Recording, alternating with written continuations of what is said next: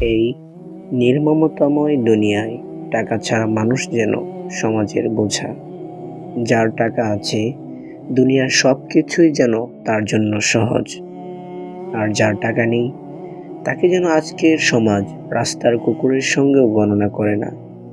বর্তমান দুনিয়ায় টাকার শক্তি এতই বেশি যে এর মাধ্যমে এখন মানুষের ভালোবাসা ও সম্মান পাওয়া যায়। তাই তোমার মাঝে যদি বিন্দুমাত্র মানসিক অনুভূতি থাকে, তাহলে তোমাকে এই অস্ত্র গ্রহণ করতে হবে। কারো উপর নির্ভরশীল নয়, নিজেই নিজের উপর স্বয়ংসম্পূর্ণ হও। আল্লাহ তোমাকে স্বয়ংসম্পূর্ণরূপেই সৃষ্টি করেছেন। ইসলামিক দৃষ্টিতেও টাকা উপার্জন কোনো দুনিয়াবি কাজ নয়, বরং টাকার মাধ্যমে বিলাসিতায় নিমগ্ন থাকাই দুনিয়াদারি।